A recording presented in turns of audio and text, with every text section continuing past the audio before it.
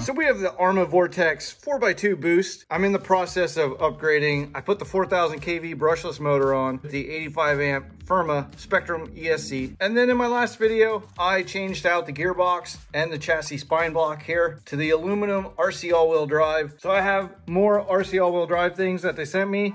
We have the CVD drive shafts. We have a rear differential and then some wheel nuts.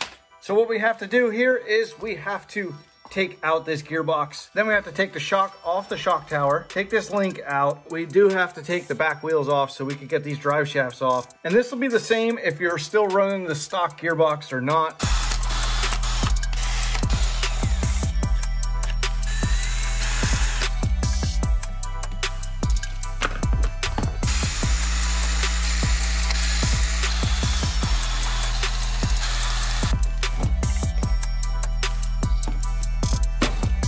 So there we have the Diff.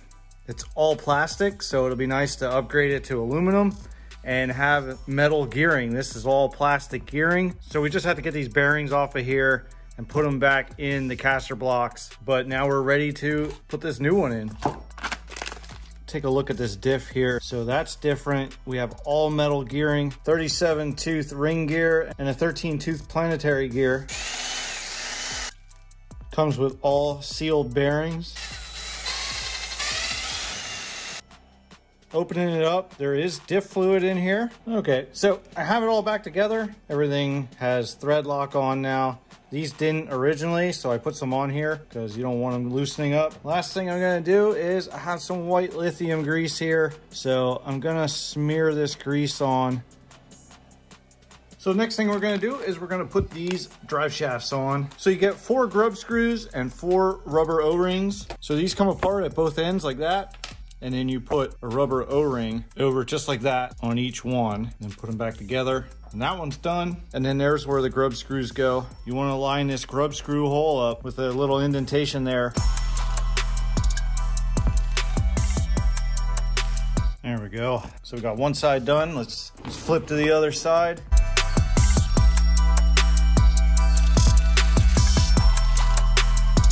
So there it is. We have it all together now. The drive shafts and the differential now installed. We just have to put the differential housing on, put the motor back in. Okay, all back together now. One thing I did notice was with these rubber O-rings here, they actually compress before the shock compresses, which kind of, I don't know if that's a good thing or a bad thing. I don't know the reason for these rubber O-rings. The only thing I can think of is maybe it's to like prevent this center shaft here from rattling around. I don't know. I think I'm gonna take them off, just run it around, see if I get a lot of rattling with it. If I don't, then I'm gonna leave them off.